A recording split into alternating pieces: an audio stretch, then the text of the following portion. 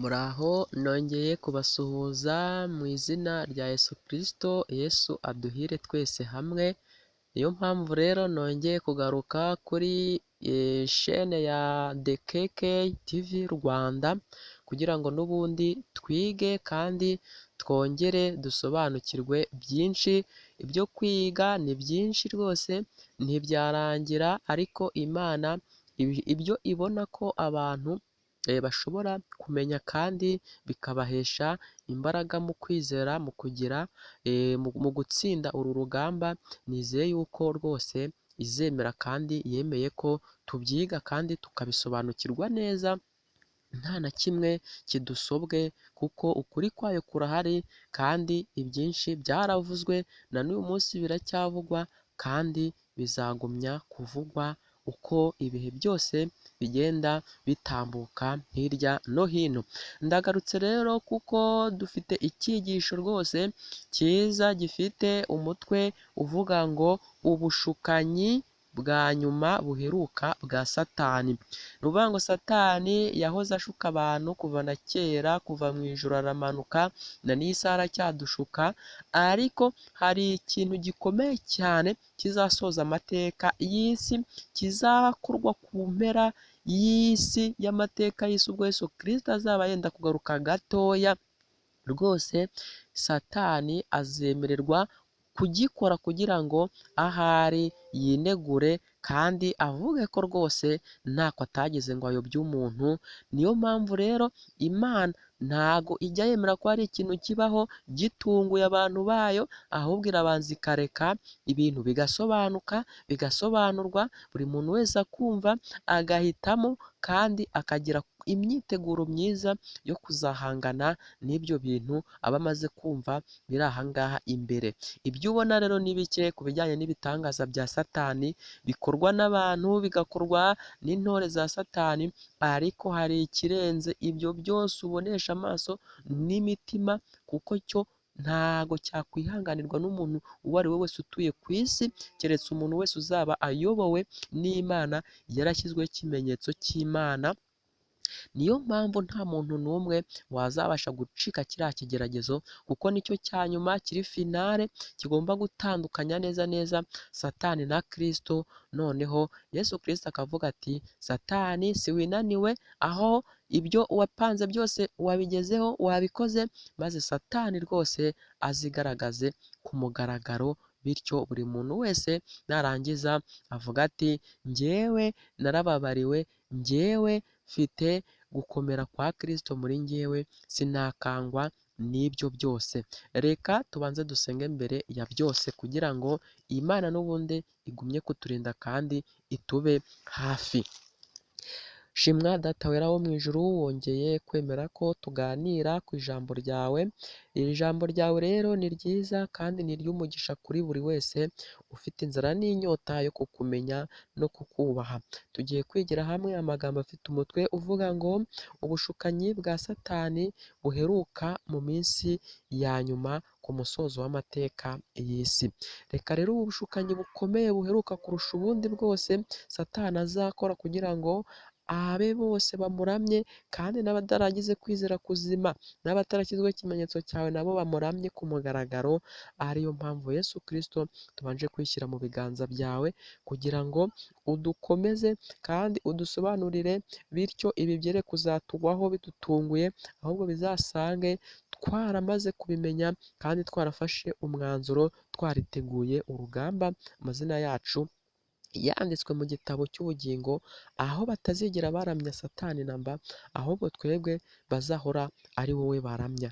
Reka rero udukomereze imbaraga yawe mu mutima yacu, ibyo dukora byose, aho tujya hose, ibyo tuvuga byose, tubigaragaremo yuko tuyobowe n'imbaraga yawe.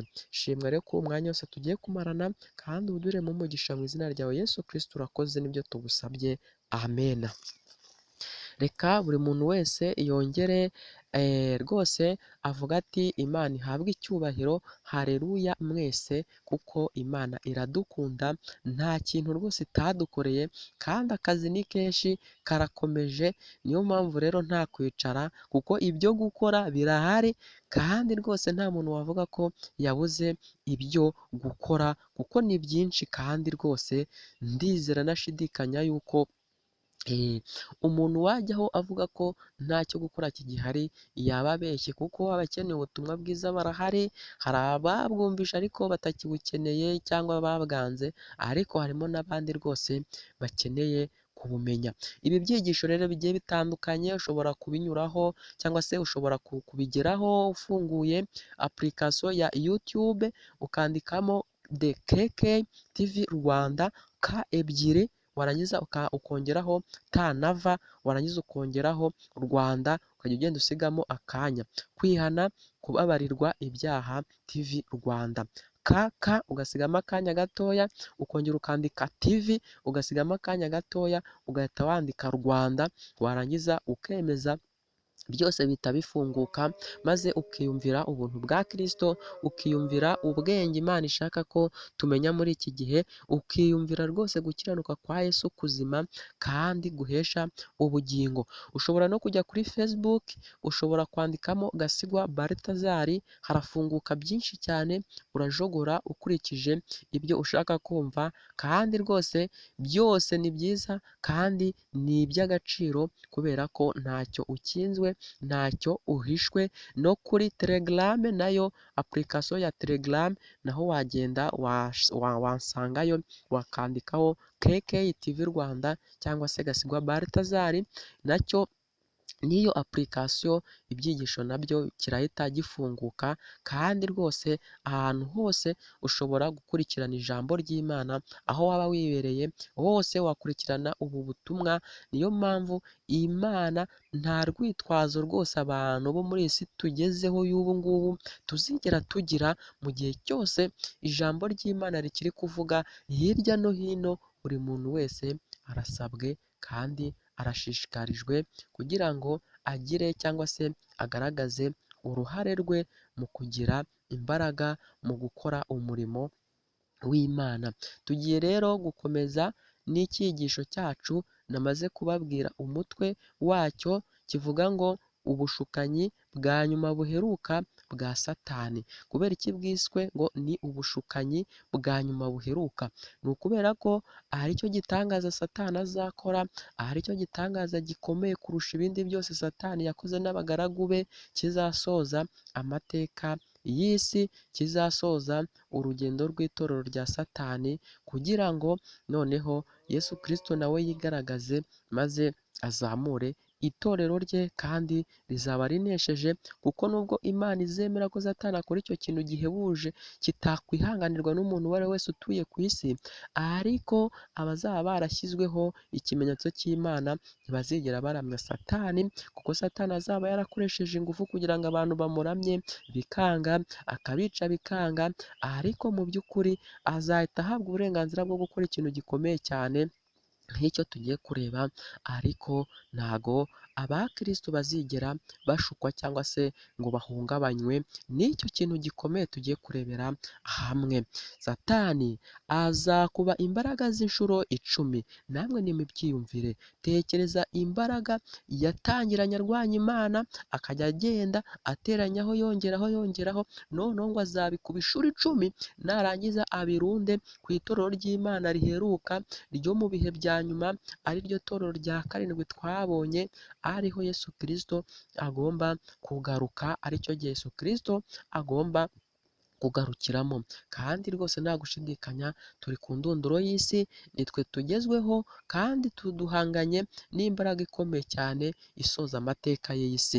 Niyo mpamvu rero habayeho kurangara rwose, nta kintu na kimwe wazageraho, nta kintu na kimwe inshuti twageraho, ahubwo twazasanga twararuhiye ubusa. Reka rero ahubwo aho kugira ngo turuhire ubusa, ahubwo dukore ibikwiye, kuko umwami Yesu ntashaka ko twaruhira ubusa. Azakusanya ibishuko bye byose byamuhesheje intsinzi uhereye mu gihe cyo kwa Adamu na Eva abirohe ku itorero ry'Imana. Murabyumvise? Guhera mu ijuru, aho yakoresheje imbaraga z'agashuka abamarayika, akamanukana 1/3 cy'abamarayika baba bari mu ijuru kubera ubushukanyi bwe n'uburiganya bwe, azabikusanya ateranyeho ibyo yakoresheje ayobya Adamu na Eva, bimanuke kwa Nowa, bimanuke kwa Aburahamu bose, bimanuke mu gihe cy'Abayuda, bimanuke rwose amami yose yayoboye isi, azagenda yongera kubigarura bikusanye, abiteranyirize hamwe, narangiza abirohe ku itorero ry'Imana riheruka ryo muri iki gihe, nta nubwo ari irya kera nubwo turitegereje, ahubwo ni iry'ubu ngubu turimo rwose. Reka mbabwire ko ibihe bikomeye tugezemo birakomeye, by'umwihariko ibihe by'umwaka wa nyuma wa 2020, ibi bihe byo mu byitondere birakomeye, kuko bisaba kugira ngo umuntu uzabitambukamo azabe ayobowe n'imbaraga y'ijuru atari kubwe. Niyo mpamvu rero izi mbaraga murimo kuzibona rwose, Satani arimo arazigaragaza, ariko mwitege iziheruka zo ziraremereye, nta kuzihanganira keretse umuntu wamaze kwejeshwa n'amaraso ya Yesu Kristo wenyine, niwe uzihagarara mu mwanya ukwiriye kandi akagaragaza ko yizeye Kristo wenyine. Satani azagerageza kugarura mu ntekerezo ibyaha byose abana b'Imana bihannye bakababarirwa, abinyujije mu nzozi azabereka ko ibyaha byabo bya kera bitigeze bibabarirwa, ko ari abo kurimbuka kandi bari kuruhira ubusa. Nawe yumvire, Satani azagerageza buri muntu wese, imitima iyo ari yo yose, aho uri hose, ibyo wihannye azabigarura igihe usinziriye wongere kubibona, wongere kubona wagarutse muri bya bintu biteye isoni Imana yanga. Icyo gihe Satani ngo icyo azaba ashaka ni igiki? Ni ukugira ngo akwereke ko rwose utigeze ubabarirwa, ni ukugira ngo akwereke ko n'ubundi ukibikunze. Ariko ibyo byose nubibona, urasabwa gusenga cyane, urasabwa kongera rwose gusaba imbaraga isumbyeho, kongera ibihe by'amasengesho, ukongera ukihana, ukongera ukavuga uti Mana, nubwo naraye mbonye nongeye gukora iki kintu, nyamara singikunze kandi sinshaka kuzongera kugisubira, umpe imbaraga ntazongera kukigwamo, shaka kugukorera by'iteka ryose. Amena. Imana iragukunda, Imana iradukunda, ntiyashimishwa no kubona usubiye mu bibi bidafite umumaro. Reka rero twese hamwe tubisengere kandi tubisabire umugisha. Satani arayobya benshi kandi bizarushaho kwiyongera yifashishije ibitangaza, imyuka iyobya, ibyongorero by'abadayimoni. Namwe mwiyumvire, ntago Satani we ajya yicara ubusa, Satani ari ku kazi. Niyo mpamvu wowe nawe wakwicara ntacyo ufite ukora, wowe wumva ko uri mu mudendezo, wumva ko ntacyo ubuze, useka abandi ngo bimeze bitya na bitya, ariko umenye ko Satani we ari ku kazi. Niba wowe ntacyo ufite cyo gukora, we ari kugikora, kandi biraje bikugwe bitunguranye mu gihe cyose wowe ubona ko ibintu ari amahoro. Reka rero habeho guhumuka amaso mvuga asanga y'inyuma, nubwo nayo areba byiza kandi bifite umumaro, ariko amaso nyakuri Imana ishaka ko ahumuka muri iki gihe ni amaso y'umutima kubw'imbaraga y'umwuka wera, amaso abasha kumenya inzira icyaha kinyuramo, amaso abasha kubona inzira umwanzi Satani ari gutegura kugira ngo azagucakire neza mu minsi iri imbere, kandi rwose arimo arabitegura. Reka rero nawe aho uri hose umenye urugamba uko rugomba kurwanywa. Satani azambara ishusho y'abantu tuzi n'abo tutazi n'abapfuye mu gukwirakwiza ikinyoma, kandi n'ubu birakora. Murabyumvise?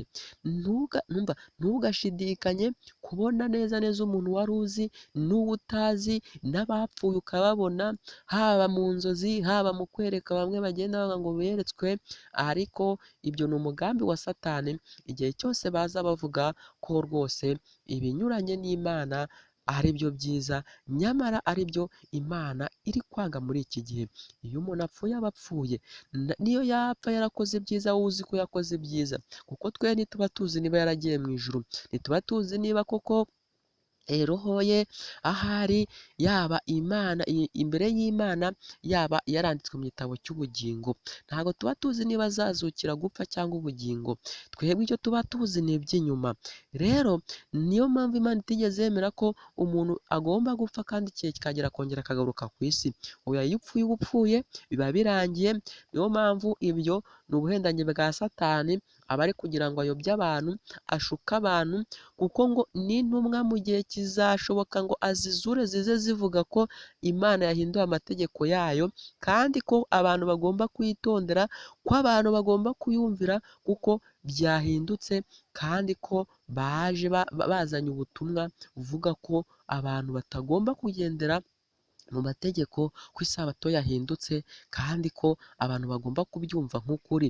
Icyo gihe rero nubona intumwa Yohani n'intumwa wa Petero bongeye kuzuka bari kuvuga ibinyuranye n'ibyo bavuze, uzamenye ko ari ubushukanyi bwa Satani, uzamenye ko rwose Satani ari we wiyambitse ya shusho ya ba bantu. Ntibizagukange rero, ahubwo wowe uzagumye uhagarare ku rufatiro ruzima, urufatiro rwa nyarwo rwo kwizera kuzima, kandi kwizera gushingiye ku maraso ya Yesu Kristo.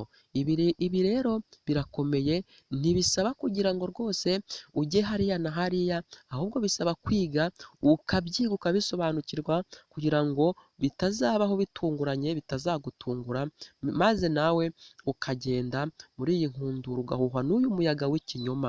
Umuntu ashobora gupfira mu Rwanda agakomereza imirimo ye hanze mu bindi bihugu, ibi murabizi cyane. Satani ushobora gupfira mu gihugu cy'u Rwanda, akazajya kugukoresha muri Tanzania, akazakuzurira muri Congo, ukagenda ukavugayo ubutumwa, ariko ubutumwa mvuga waba uvuga ni ubwa Satani, ntabwo ari ubw'Imana, kubera ko wakoreye Satani bikomeye, ukagera ku ntego ze nziza, n'ubundi azagukoresha mu murimo we ugiye utandukanye. Niyo mpamvu rero rwose iyo umuntu apfuye, Satani we aragumya akagerageza kugaragaza ko atapfuye, kandi ko rwose hari ibindi bintu yagiyemo, hari ikindi gihugu yagiyemo, kugira ngo agumye kuyobya abantu. Ibi bishuko n'ibindi byinshi bizagumya kwiyongera, ariko abazabitsinda ni abari muri Kristo Yesu. Yesu ashaka kubimenya mbere y'uko bikuba, ashaka ko ubisobanukirwa, kugira ngo ubanze ushikame, kugira ngo ubanze usabe imbaraga izajya ikumenyesha buri kimwe cyose mu gihe kibayeho n'intandaro yacyo. Satani azazura mu buryo bw'ikinyoma zimwe mu ntumwa 12 za Yesu, zize zihamya ko isabato yahinduwe koko nk'uko biri kuvugwa ku isi yose. Ni ukuvuga ngo nari namaze kubivugaho. Intumwa zizaza zongere zivuge ziti, dore rwose isi yose ibintu uri kuvuga ni ukuri, kandi koko isabato yakuweho, kandi nibyo ntago bihinduka, Imana niyo yabyivugiye, niyo yabikoze, dore n'ikimenyimenyi iratwohereje kugira ngo ibyo tuvuga mu byizere. Ayo azaba ari amashusho y'abadayimoni bambaye imibiri ya za ntumwa twari dusanzwe tuzi, kugira ngo baze bayobye abantu, ariko abari muri Kristo Yesu ntibazigera babyemera. Nk'uko ubu ngubu abantu rwose hari ibiri gukorwa mu nsengero zigiye zitandukanye, n'abavuga ko bayobowe n'imbaraga y'Umwuka Wera, ariko abo ngabo bose ni abakozi ba Satani. Mu gihe ibyo byose bari kubikora, ariko bakarwanya amategeko y'Imana, ari gukora imirimo igaragara ko ari myiza inyuma, agakiza umuntu uburwayi, agasengera umuntu akava mu bukene, agasengera umuntu akabona akazi, ariko nyuma yaho yajya kwigisha akavuga ko amategeko y'Imana yavuyeho, yajya kwigisha akarwanya amategeko y'Imana. Imirimo ye ntago yera imbuto, nubwo akora ibitangaza hirya no hino. Niwe urara mu kabari, hirya no hino ni umusambanyi, hirya no hino ni umujura. N'ibyo ngibyo ni ibitoya mubona, ni ibigaragarira amaso. Ibibera mu rwihisho ni byinshi, kandi uramutse ubimenye ntago wazongera gutuma wagukozeho ibyo biganza. Umwizera ngo yasizwe amavuta, ayo mavuta ni aya Satani, ntago ava ku Mana. Uwasizwe n'amavuta y'Imana agira kwizera kuzima gufite urufatiro rw'amategeko 10 y'Imana. Abana b'Imana bazaba bakora ibitangaza. Mubyumve, abana b'Imana bazaba bakora ibitangaza, ariko n'abakozi ba Satani bazaba bari kubikora ubutitsa, ariko itandukaniro rizaba rigaragara, ni uko abana b'Imana bazaba bashyigikiye amategeko y'Imana, ko atazigera ahinduka nk'uko abakozi ba Satani bazaba bari kwigisha.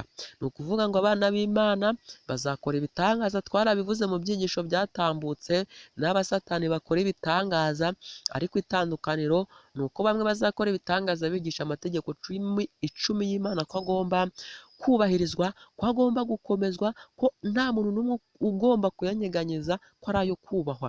Naho abandi bo bazabikora bayarwanya, bavuga ko yavuyeho. Dore ngira igitandukaniro, Imana irashaka kubimenya hakiri kare, kugira ngo nyamara aho benshi bizaba biri kubatungura, wowe ibyiringiro byawe bizabe byubakiye kuri Kristo. Satani azavuga ko abantu bose banze kuruhuka ku cyumweru, cyangwa se isabato y'igihimbano izitwa isabato, ariko y'igihimbano y'icyumweru cyangwa se dimashe y'umunsi wa mbere, ari bo bari guteza ibyago byose biri kubera mu isi ya none. Murabyumvise, Satani azabona hari abantu banze kumuramya, azabona hari abantu bihanganiye inzara, ubukene yabateje kubera ko banze kumuramya, buri kintu cyose azakibarundaho, twarabibonye kandi turi kubireba, ariko ntago abizera Kristo by'ukuri bashyizweho ikimenyetso cy'Imana bazigera bava ku masezerano, bazigera banyeganyezwa n'ibi ngibi birushya byose, ahubwo bazagumya guhagarara ku rufatiro nyarwo. Ariko Satani nabona bimuyobeye, yahawe gukora buri kimwe cyose, Imana yamuhaye uburenganzira bwo kuyobya buri kintu. Umva, Imana nta kintu itazemerera Satani, usibye igitangaza kimwe tuzakireba itazamwemerera ko akora, kandi nacyo hari impamvu itabimwemereye. Ariko ibindi byose Imana izareka Satani yigaragaze. Satani nabona bimuyobeye, abona hari abantu banze kuva ku izima, azahita atanga umwanzuro muri leta z'isi, avuge ijwi rye arinyurije mu bayobozi b'ibihugu byo ku isi, avuge ko abantu banze kuruhuka ku cyumweru ku munsi washyizweho na za leta z'isi kugira ngo isi ibone amahoro, nyamara ari ikinyoma, aribo bari gutuma indwara zidakira, aribo bari gutuma ubukene bugwira mu isi, aribo bari gutuma ibyorezo n'amavirusi yaduka mu isi, intambara z'urudaca zidashira. Ariko icyo azaba ari ikinyoma cya Satani, azaba ari ukugira ngo abantu b'Imana bicwe bashireho, kubera ko banze kumvira, kubera ko aribo bari gutuma ibyago bigwira mu isi. Ni ukuvuga ngo icyo ni ikinyoma. Kuvuga ko abantu bari gukurikiza amategeko y'Imana aribo bari guteza ibyago mu isi, bizaba ari ikinyoma. Azaba ari kubicurika nk'uko asanzwe afata ibyoroshye akabikomereza, agafata ibikomeye akabyoroshya, nk'uko yabigenjeje kwa Adamu na Eva. Kuvuga ko abari kwica amategeko y'Imana aribo bari kuzana amahoro, yarangiza akavuga ko abari kuyakomeza aribo bari kuzana ibibi. Ibyo bintu nawe bitekereza ubishyire mu bwenge. Ese kumvira Imana bizana umuvumo, cyangwa kumvira Imana bizana umugisha? Umva Satani amayeri ye, nta na kimwe atazakora Imana izabimwemerera, kubera ko izaba izi ko abantu bayo bashyizweho ikimenyetso, batazigera bahungabanywa n'iyi miraba, n'ibi binyoma bizaba biri kugenda byiyungikanya, nk'uko n'ubundi byagenze igihe itorero ry'Imana Yesu Kristo rwose yarishingaga, agashyiraho urufatiro, ngo nuko rwose cya kiyoka kirakarira wa mugore wari utwite aramukwa ari hafi kubyara, ngo ariko ngo kibonye ngo uwo mugore ngo ahungishirizwe mu butayu, ngo agomba kumarayo imyaka, iminsi n'ingi, twarabyize buriya buhanuzi, ngo gicira ngo kirekura ibintu bisohoka mu kanwa kacyo, ngo by'uruzi birenduka, ngo kugira ngo arebe yuko, ngo kugira ngo Satani arebe yuko ngo ibyo bintu ngo byahitana cyangwa se byakurura wa mugore wari mu butayu. Ngo ibyo bintu ngo byari ibintu by'uruzi rwinshi cyane, ngo nk'umugezi utemba ufite ingufu, ngo ku buryo ngo watemba n'uhuye nawe wose. Ngo ariko ibyo byose ntibyigeze bikora kuri wa mugore wari utwite.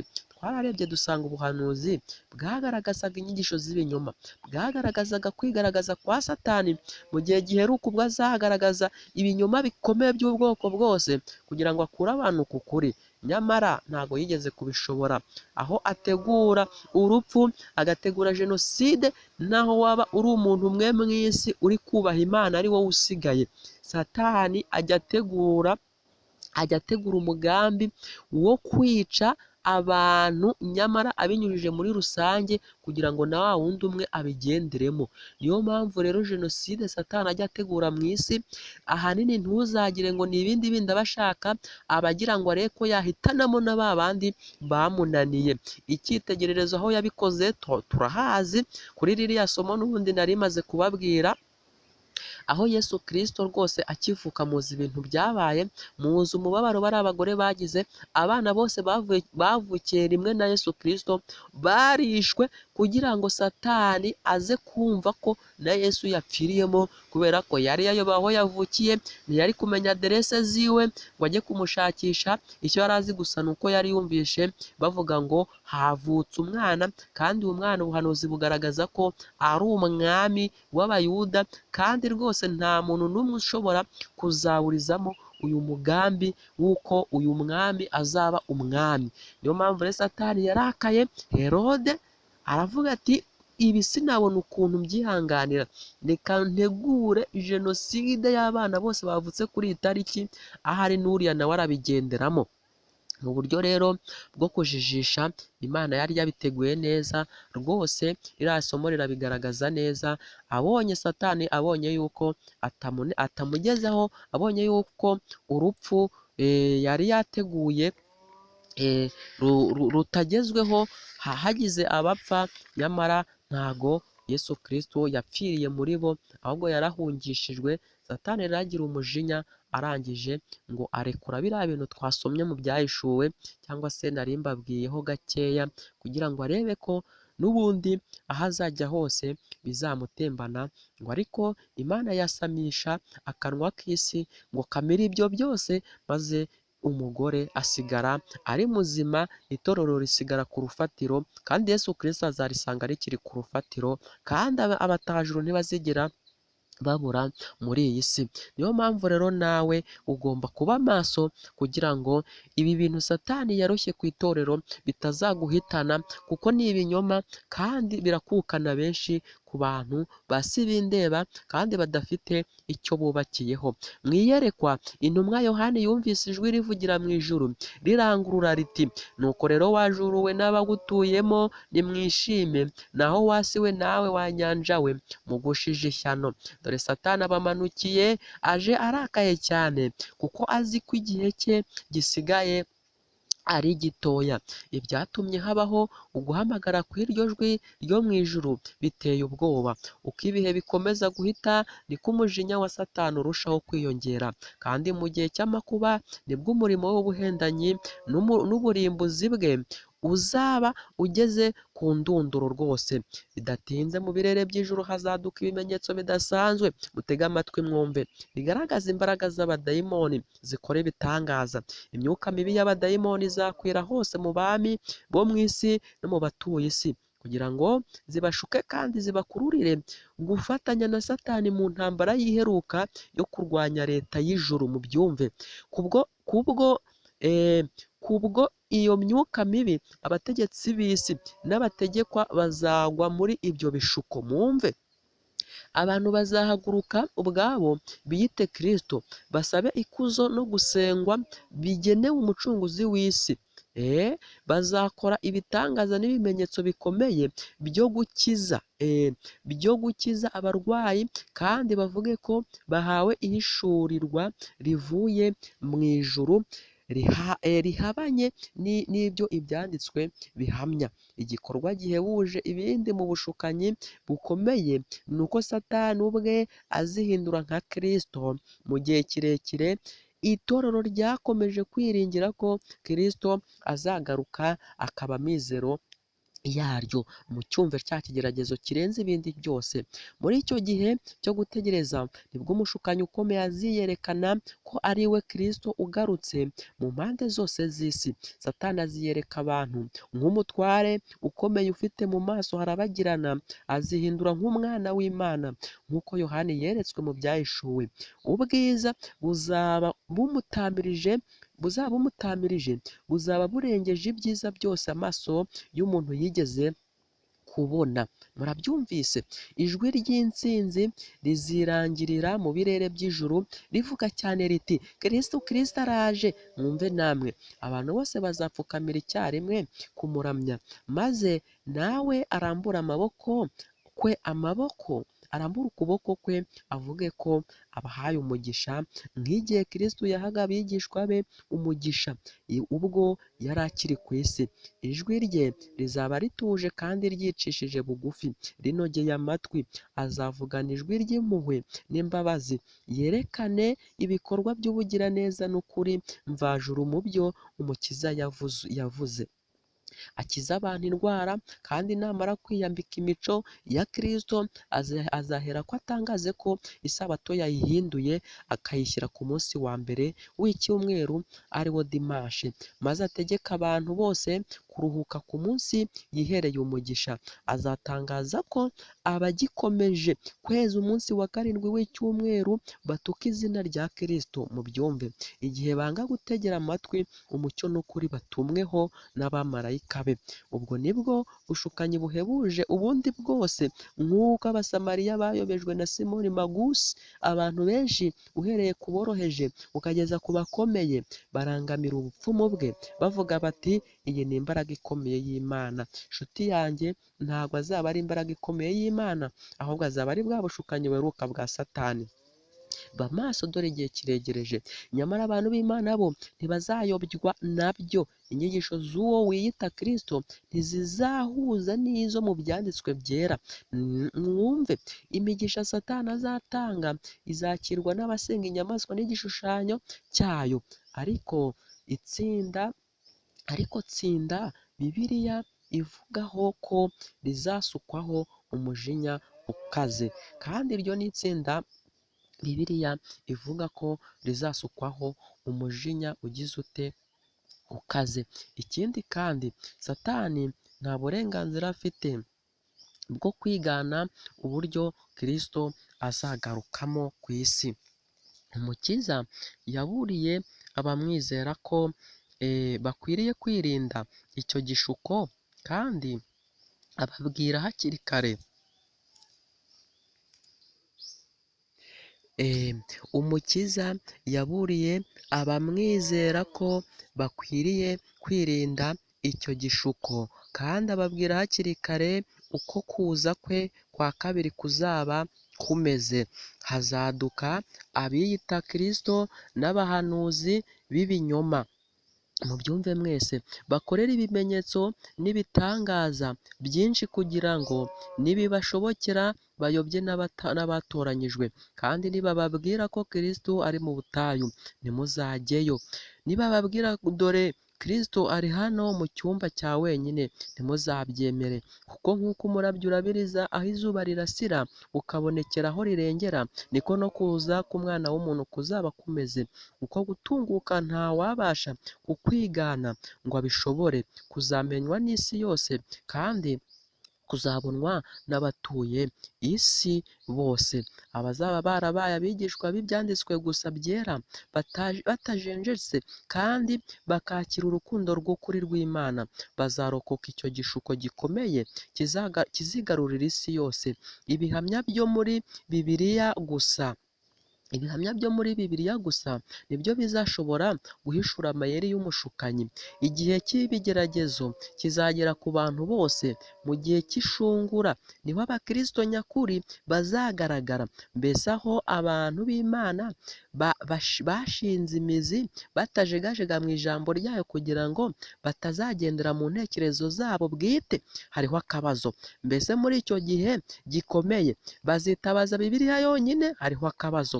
Satani azakora uko ashoboye kose kugira ngo ababuze kwitegura kuzahagarara bashikamye kuri uwo munsi.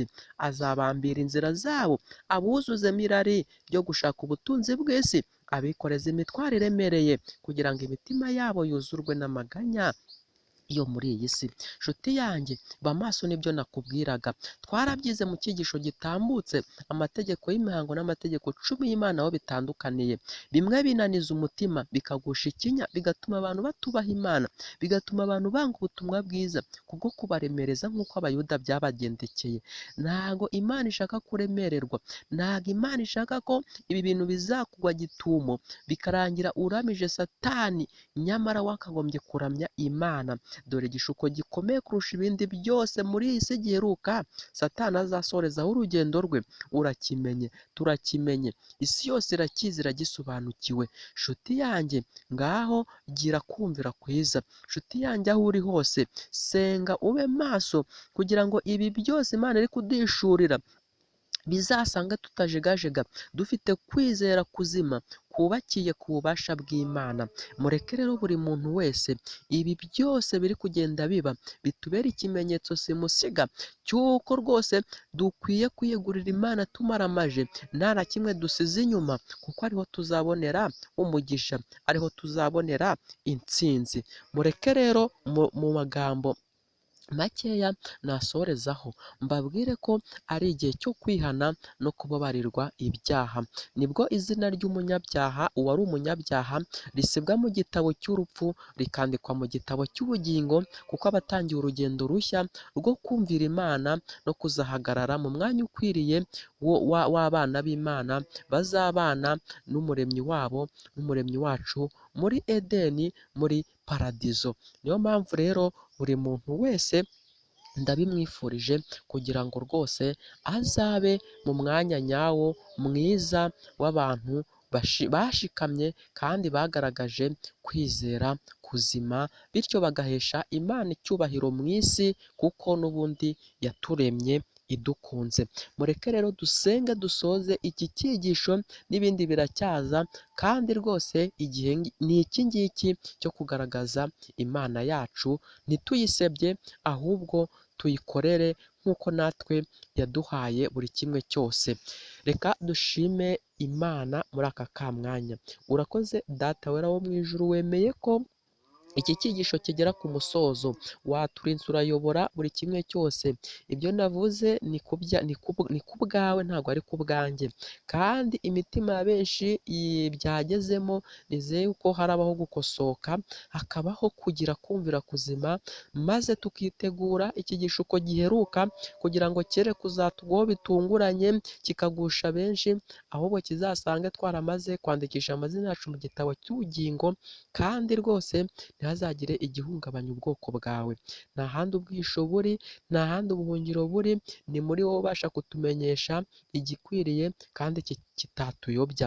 Niyo mpamvu rero nsabye umugisha nanasabira bene data bari hirya no hino, kugira ngo uko twese duhurira aha ngaha mu kumva ijambo ry'Imana, aba ari nako tuzahurira mu bwami bwawe tugushima tugusingiza iteka ryose. Urakoze, amena.